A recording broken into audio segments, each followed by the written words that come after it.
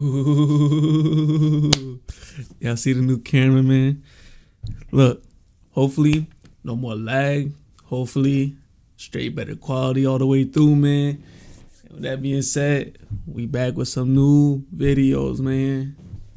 Back with some new videos. Gaming channel gonna have some new horror games getting filmed soon. Feel me? So let's take a look, bro. Hold on.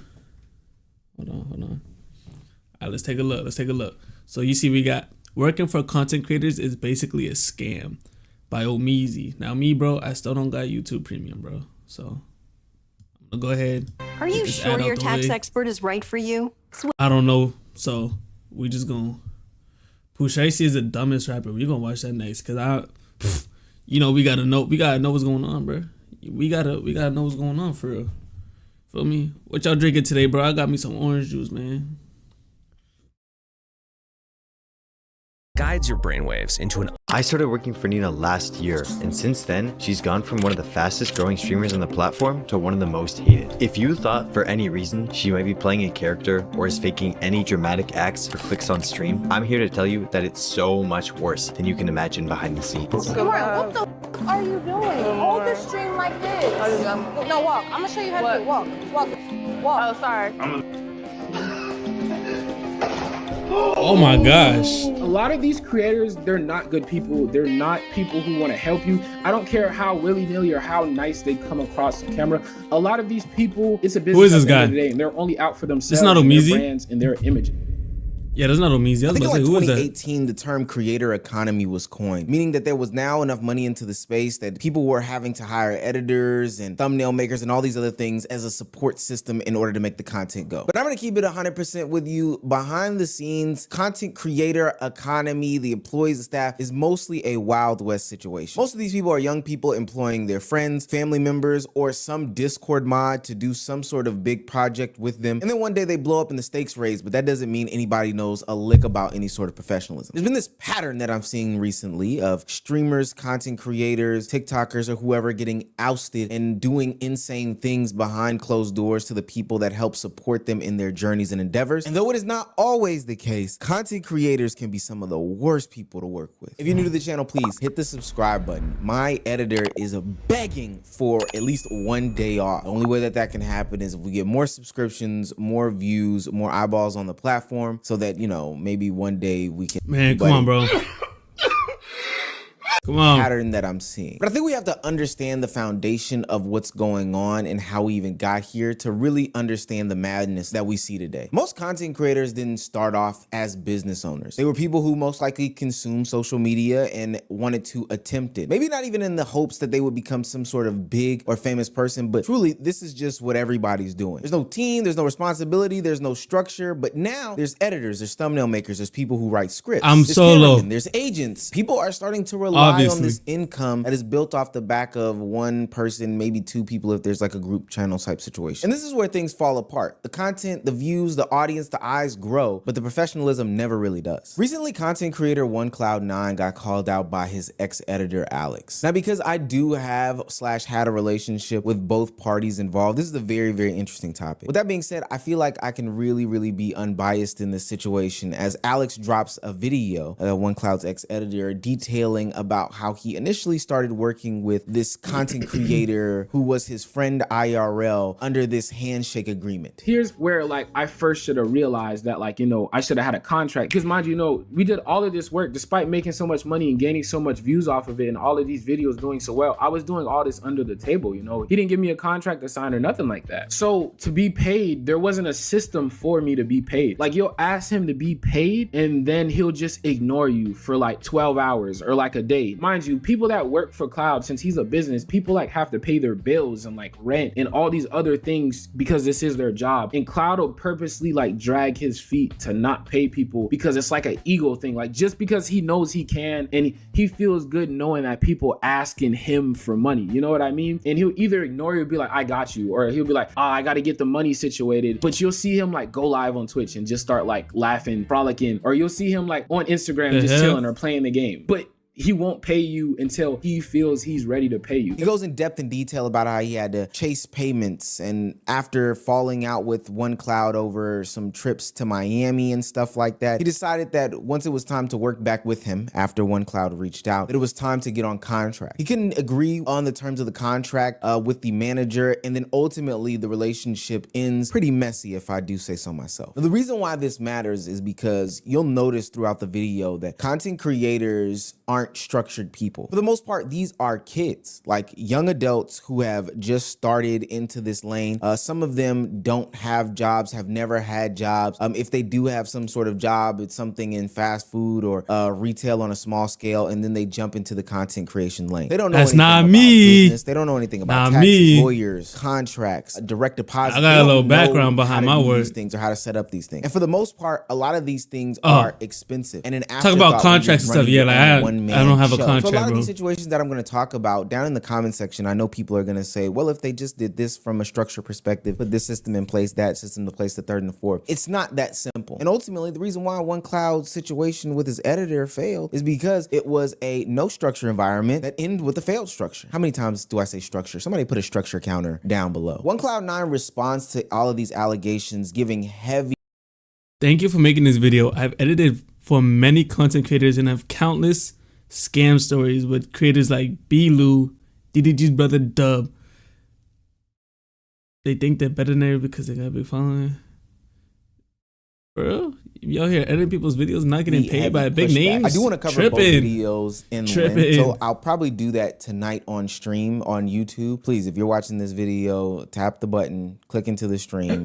Only after you finish watching the video, though. Watch the video first. He pushes back on the payment conversation, saying that, you know, it's not about not paying him, but more so timing and communication. Maybe you got paid a day late, maybe a couple hours late, but especially in these types of environments, not a direct deposit situation where the check hits your account at exactly 2:30 a.m. You're still waiting for a content creator who is probably taking hours to record a video, make a thumbnail, do a bunch of other stuff to then pay you, which would also make it make sense as to why there was communication issues. Busy guy, lack of communication. I'm gonna be honest with you. If he was communicating fast, he probably is somebody who needs to, you know, ramp up his work life. And maybe that's just a negative way of thinking. But hey, the communication issues were ultimately there, but they were justified, at least by OneCloud's tale of him being busy. But they were still happening nonetheless. As far as the pushback on the contractual obligations and things go, OneCloud 9 claims that there was a bunch of back and forth and, you know, different things being said. He said, she said game about the details of said contract. But what's mostly important here is that there was a verbal agreement, never anything that was concrete. And as we know, verbal agreements are he say, she say at best. You said one thing, I said another thing. It goes into this back and forth that ultimately ends up in them both not agreeing to any sort of contract,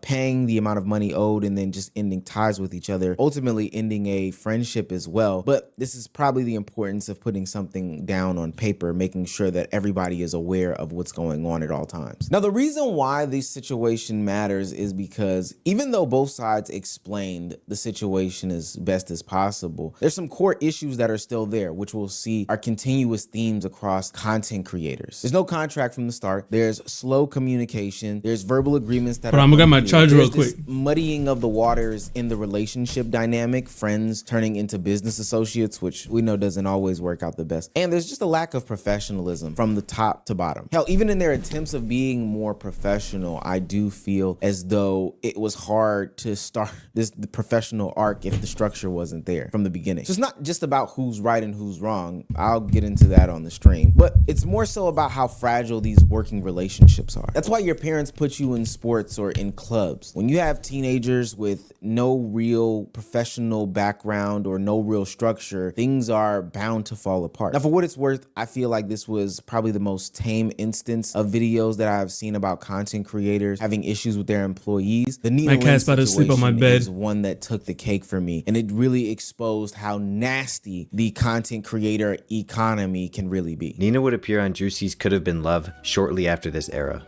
and her first couple streams would consist of her and the Could Have Been Love cast reacting to the episodes.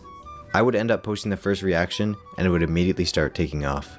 At this time, I was running live channels for Jimmy, Arky, and Nina all at the same time, but the fact that these videos are blowing up so soon showed that the potential was unreal. But yeah, I would keep posting from here on out, and eventually, from these first few videos, the channel was already eligible for monetization. This was the first red flag, and as you'll see along this story, I ignored so many red flags. The red flag in this case was the fact that I think it literally took over. Do you prefer to call or just over text? Both are fine, but basically I need to know. Basically, all I need to know is just that hopefully you're getting the money from the YouTube checks into your bank, and then how much you're comfortable percent-wise doing for revenue split. I've done 50-50 split with some creators, and some I do around 70-30. To me, just comfortable with, hey, just send you a reminder about this because I'm about to start posting again. Let me know. She gave him a thumbs up reaction. Hey, just let me know about the split soon. What percentage you comfortable with? Jeez. Holy shit, this looks so bad. I promise. She responded like twice. Damn. For a month for her to even get around to monetizing the channel. I don't even know if she did it. I think someone else I would did. make group chats with her and Jimmy. Hey, just looking to get minimization? Did he mean monetization? Is Berlin? Yes. Need to be getting like 1,000 messages, ADG, so 2 out of reply. But she keeps sending me reels IG, so it don't end up sometimes. Laugh. For her to go completely ghosting them. And she couldn't respond because she has ADHD or something. I don't know. But Jimmy would try his best to help me along this journey to get it monetized, and would ask Nina a few times for her to put in her details. Which is so crazy because she's literally the one missing out on a ton of money. Like, it's not just me. But anyways, the channel got monetized. And for some reason, I trusted that the payment would just work out at the time, since I didn't really know any past controversies from her. And because I knew some of the people around her at the time who I trusted. And obviously they didn't know either. Nina Lynn would be exposed by her channel manager / editor for lack of payment and lack of professionalism and lack of communication from Nina Lynn's end. What she did to him to really hammer home the point that she doesn't give a fuck about him will really put the icing on the cake in this whole situation. But ultimately, just like in the OneCloud situation, from the beginning of this, it was a red flag recipe of disaster when there wasn't much structure at the top of the situation, which led to the bottoming out. Nina Lynn's channel manager would get this job based off of recommendation. It used to not be a LinkedIn / Indeed for content creators out in the space. You usually got this through word of mouth, some sort of random DM, friend of the family, or one of your Discord people that you're in community with steps up and says, hey, I want to help you out. They came to a verbal agreement, about how things should go. Hey, you're gonna help Nina Lynn monetize this channel, and then from there we'll worry about payments. That's not how things work. When you sign on to a job, there's not a section in the payment column that goes, we'll work things out. These are things that you usually get on paper explicitly so that you're not chasing the paper later down the line. I was trying to make a paper, contract and paper money.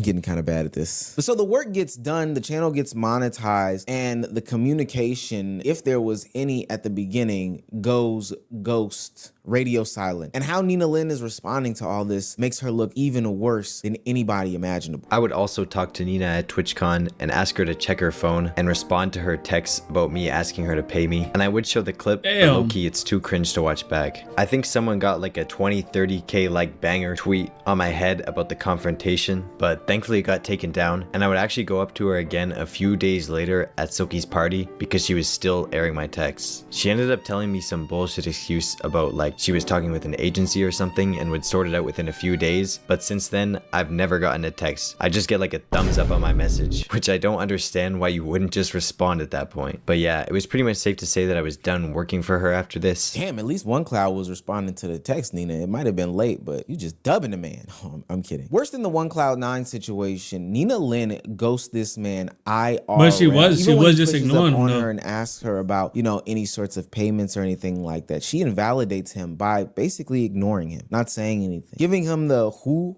are you treatment. Like that's even beyond disrespectful from like a lack of communication, I'm late with communication type situation. At this point, you're playing with me, to a whole different extreme. I'm not here to victim blame, but these things definitely could have been avoided if we just looked at the patterns of, past situations when it comes to content creators. Work tied to future revenue? No. That doesn't make any sense. If I do work for you today, I look to be paid today. I'm not cutting cutting your grass on Monday for the hopes that grass trees grow on Thursday so I can come and collect on Friday. That just doesn't make any sense. No contract involved, only verbal agreements. We know that that's bad. And then once money is involved, communication just goes out the window. It starts off as an opportunity and it ends up with no accountability based on that same pattern. No structure, no protection. But at the end of the day, the one that keeps losing is the worker in all this. One of the main problems is that content creators feel as though, hey, once I do pay this person or once this person is working for me, I am entitled to do whatever I want to this person. I can talk to them however I want. I can pay them however I want. I can do all these different things it's like to this false person. Boss mindset, and when I bro. mean anything I want, like, yeah, I'm your boss. I'm gonna do what I want with your time and your money. Like, and you set the fucking camera up on some lazy shit. No, bro. And sat on your phone for 10 fucking minutes. I let it slide. I ain't say shit until you got on your phone and I said something. Right? You can't do that at no job. No call center, no Verizon, no nothing, nigga. You wanna get me tight, you wanna start talking this shit, then we're gonna do it on camera. I'll do it. How many times you fucking hold me, not pay me, do any of that shit? Man, stop playing. Get the fuck out of here, my nigga. Get the fuck out of here. Send me $20 for 3 days of shoots. Bro.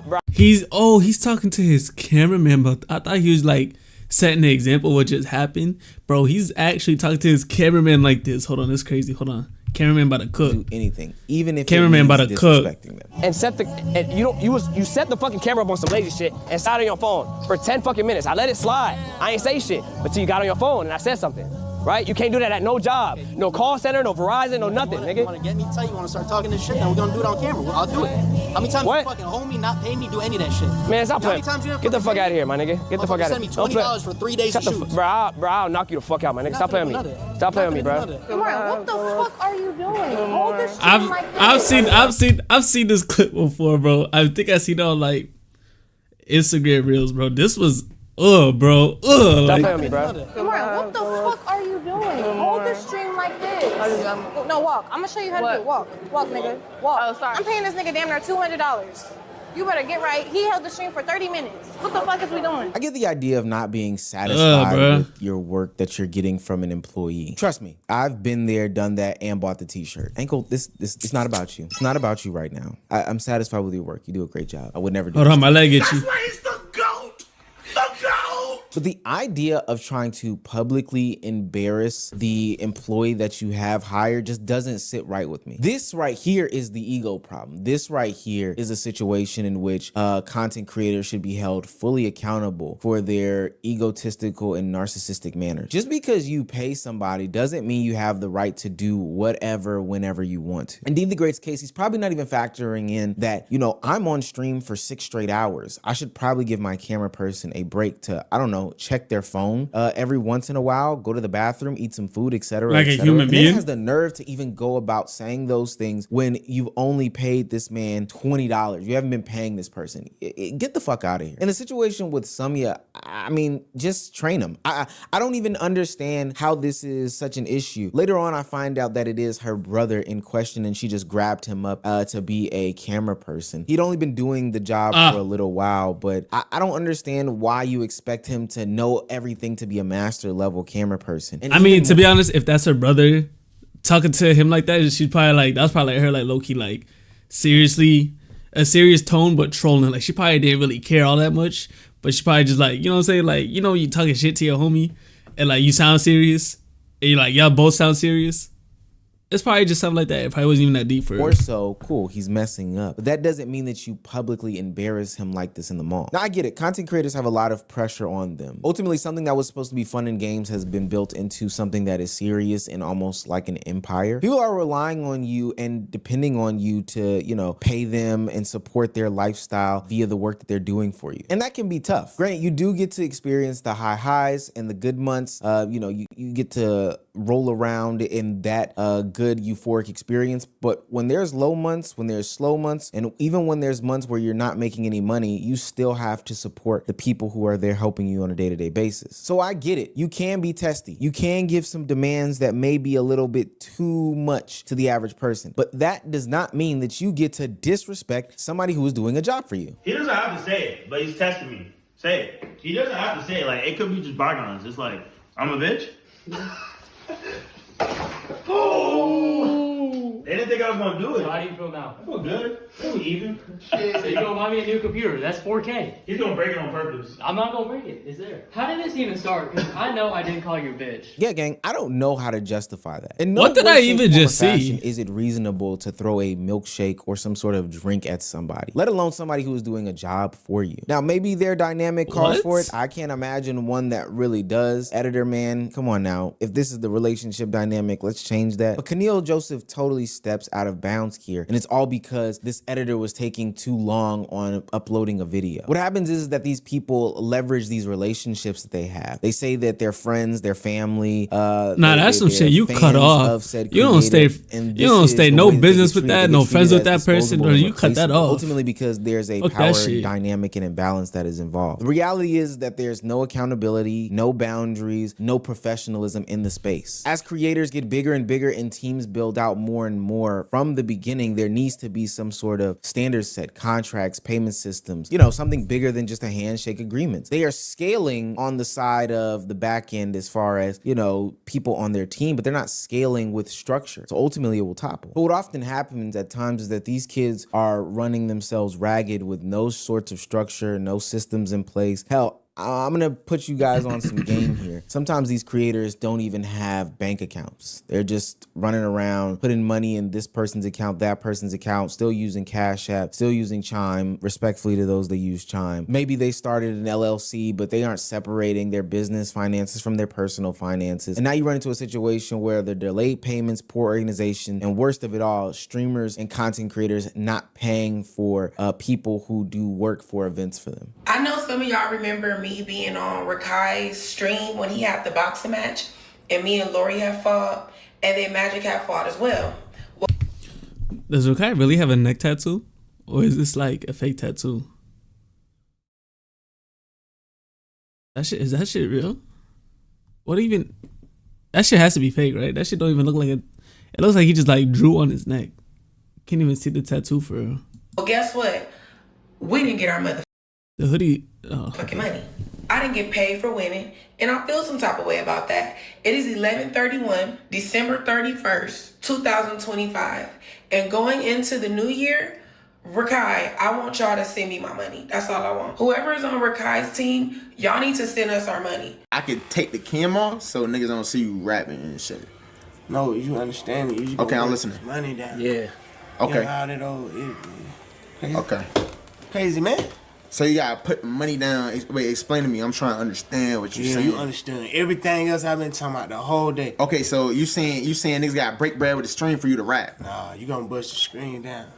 Wait, today we splitting. Okay, so we split the stream revenue for the day. Revenue for the day. That's for you to rap.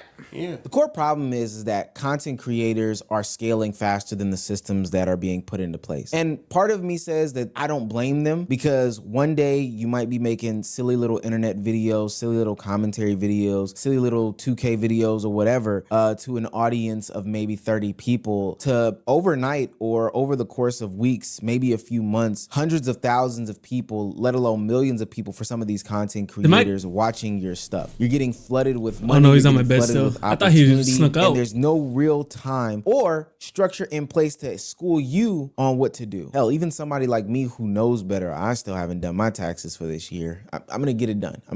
But because there's so much just going on that I need to keep my hands on, and because there's not too many people out there to help me get this done, I'm just going with the wind. And so while I do see that it's easy to ignore all these different things, contracts, clear agreements, and just overall responsibility, that doesn't mean that people aren't losing in this situation. Editors, freelancers, collaborators, camera people, all these people that help make the show go on, you're hurting in the long run. But I do want to take the time at the end to give like some sort of PSA. Look, the reality of content creation and working in this industry is that it is Wild Wild West like.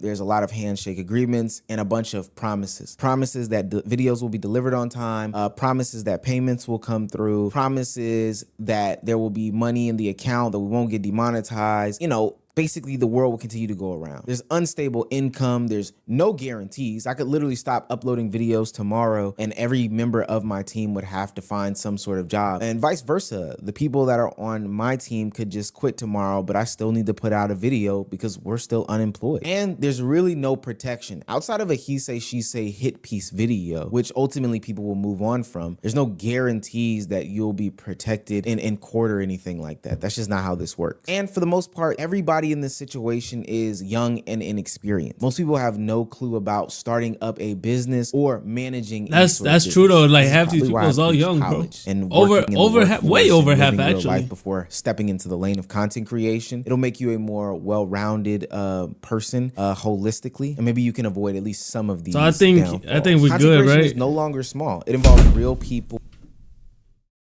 Yo, the wind just slammed my door shut, bro. That shit just scared me and my cat. Yo, look my cat in the window, bro. Hold on.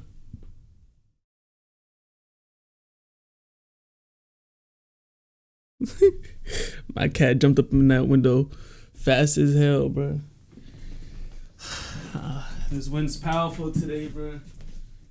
Pretty windy day. Hey, let me close that window, bro. It's a little windy. Watch out, buddy. Oh, you want to stay in the window?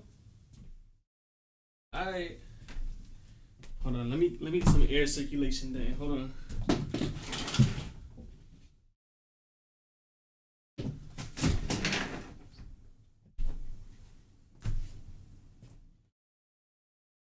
Now